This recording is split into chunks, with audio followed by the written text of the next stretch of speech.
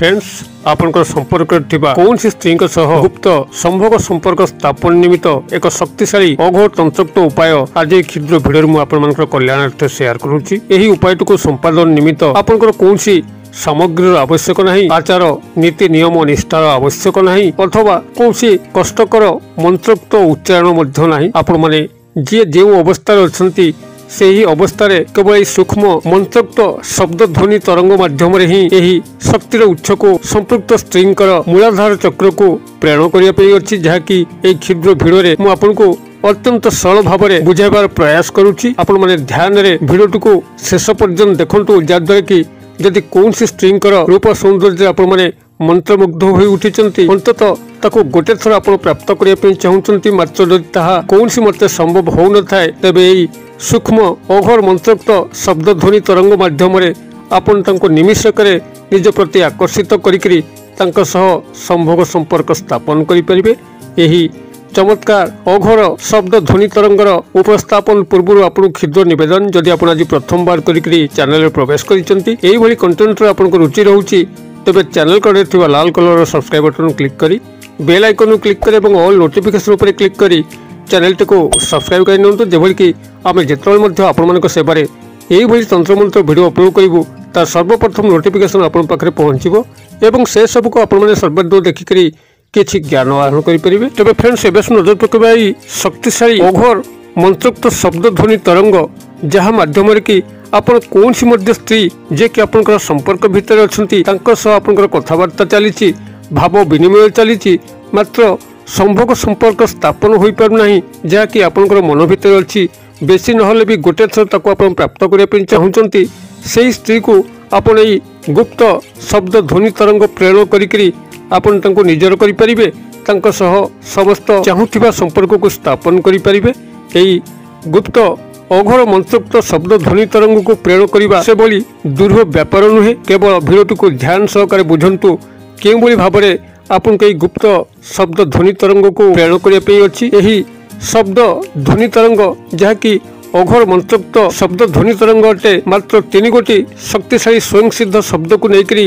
यही गुप्त अघोर मंत्रोक्त शब्द ध्वनि तरंगर सन्निवेशित। आपन को यहाकू सिद्धि करिवार आवश्यक नहीं, साधना करिवार आवश्यक नहीं। केवल निशार्थ समय जितेबाला आपनकर वातावरण कोलाहलमय मुक्त हो जाउची, सबुआडे परिवेश शांत स्निग्ध परिवेश रे भरी जाउची, यही भली निषाद समय आपण यहाकू प्रेरण करने अच्छी। आपण माने यहाकू जेकोसी रात्रि प्रेरण करि परिबे, कोनसी निर्दिष्ट बार तिथि नक्षत्र आवश्यक नहीं, मात्र जदि आपण माने यहाकू खर बार युक्त प्रयोग करती अर्थात मंगलवार किंबा शनिवार निषाद आपन को चमत्कार फल मिलिबो। तेबे जेकोसी निषाद समय आपण माने ए शक्तिशाली अघोर मांत्रिक शब्द ध्वनि तरंग को तांकर मूलाधार चक्र को ही प्रेरण करने अच्छी। आपनकर मूलाधार चक्र जहाँकि आपनकर गुप्त अंश गुप्तांग सेठारे आपनकर 2 हस्त पापुली को रखिकरी तांकर मूलाधार चक्र को आपनकर मानस पट्टे रखिकरी एही शब्द ध्वनि तरंग को प्रेरण करने अच्छी। शब्द ध्वनि तरंगर एक स्वतंत्र महत्व रही जहाँकि शक्तिशाली भाव में कार्य करिथाए। जेतेबेले सागर उपरे ढेउ उठाए तरंगायित ढेउ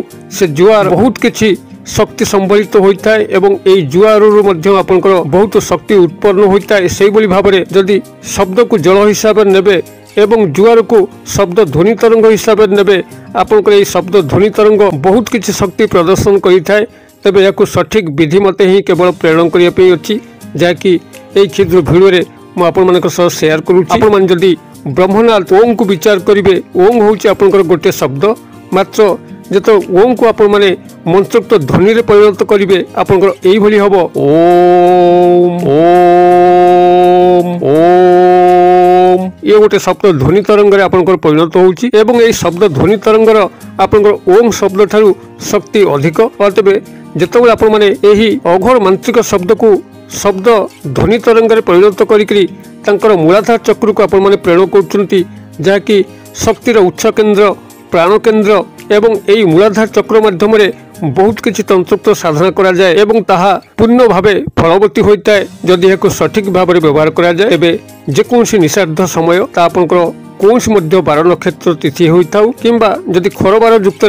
प्रयोग करती मंगलवार किंबा शनिवार निषाद समय संपृक्त स्त्री मूलाधार चक्र को निजर मानस पटरे काल्पनिक भाव में सन्निवेशित करिकरी ଆପଣ ନିଜର ଗୁପ୍ତାଙ୍ଗ ଗୁପ୍ତ ଅଂଶ ମୂଳାଧାର ଚକ୍ର ସେଠାରେ ପ୍ରଥମେ ଦକ୍ଷିଣ ହସ୍ତ ପାପୁଲିକୁ ପକେଇକିରି ଏବଂ ତାପରେ ବାମ ହସ୍ତ ପାପୁଲିକୁ ରଖିକିରି ଆପଣମାନେ ଏହି ଗୁପ୍ତ ଅଘୋର ମାନ୍ତ୍ରିକ ଶବ୍ଦର ଧ୍ୱନି ତରଙ୍ଗକୁ ପ୍ରେରଣ କରିବା ପାଇଁ ଅଛି। ନିଶାର୍ଦ୍ଧ ସମୟରେ ପ୍ରାୟତଃ ସମସ୍ତେ ସୁପ୍ତ ଅବସ୍ଥାରେ ଥାନ୍ତି ଏବଂ ସୁପ୍ତ ଅବସ୍ଥାର ଅବଚେତନ ମନରେ ଆପଣମାନେ ଯେତେବେଳେ ଏହି ମନ୍ତ୍ରୋକ୍ତ ଧ୍ୱନି ତରଙ୍ଗକୁ ପ୍ରବେଶ କରାଇବେ ତାହା ତାଙ୍କର ମୂଳାଧାର ଚକ୍ରରେ ଯାଇକରି ଏକ